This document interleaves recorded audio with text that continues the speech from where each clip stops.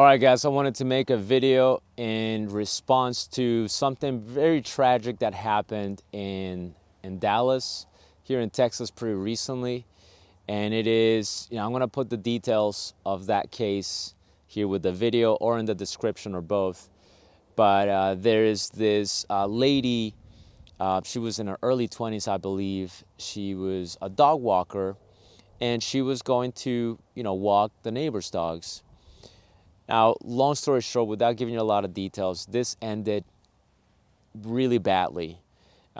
She went into the house. The dogs were not crated. And the two dogs just tore her up, literally tore her up. She survived, but the consequences of that, of the things that took place on that day, will last for her entire life. The lady lost her ears. Her lip was ripped off. Her face just got torn up.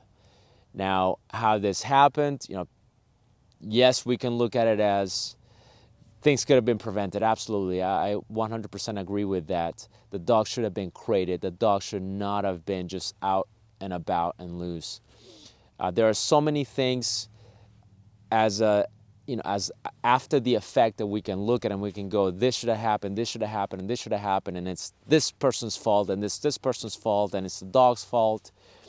But here's another perspective I want to give you. Okay, another perspective I want to give you on the matter is working with dogs has its risks. Okay, working with dogs in any fashion, whether you're a groomer, a walker, a dog trainer, a pet sitter, it has its risks. I'm not putting the blame on this lady.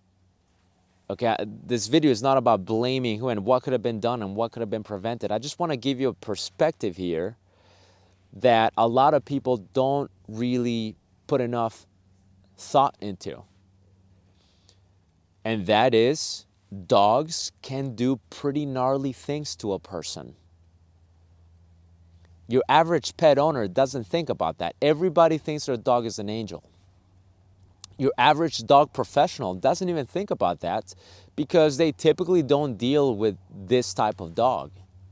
They're typically dealing with different types of dogs, right? Dogs that are bratty, dogs that are pull, dogs that jump, and yes, the occasional biter and nipper.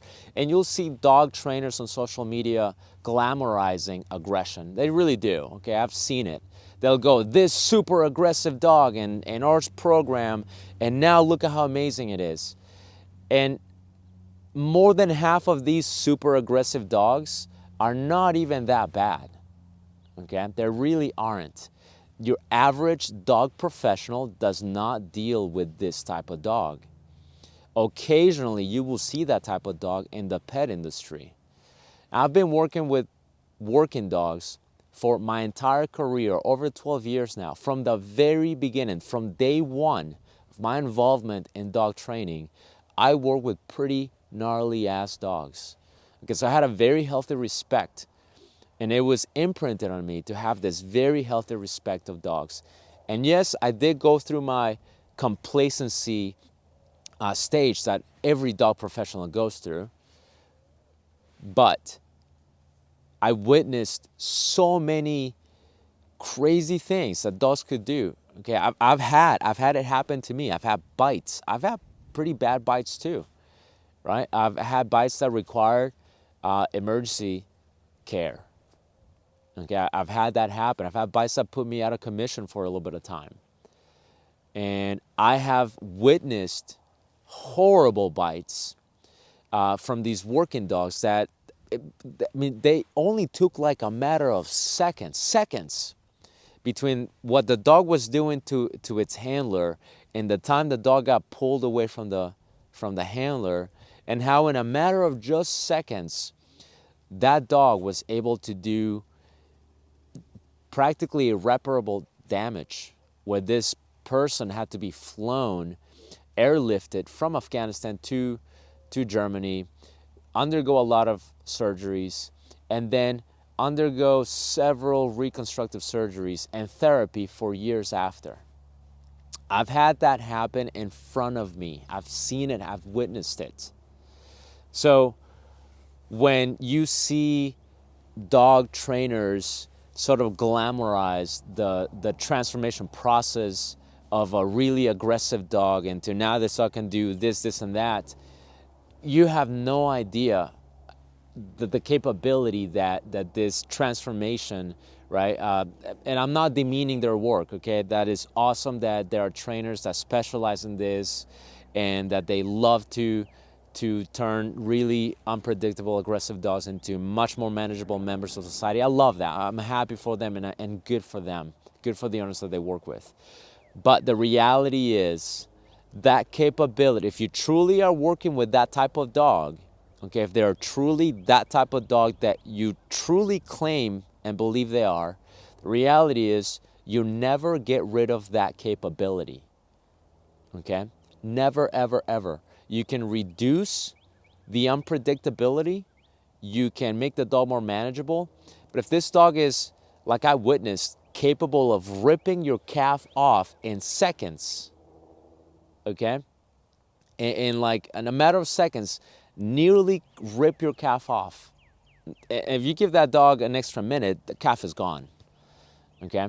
But if that dog is truly capable, able, and willing to rip a person's face, a person's ears and lips out of their face, okay, you never get rid of that capability. So I want you to think about that and realize that working with dogs has its risks.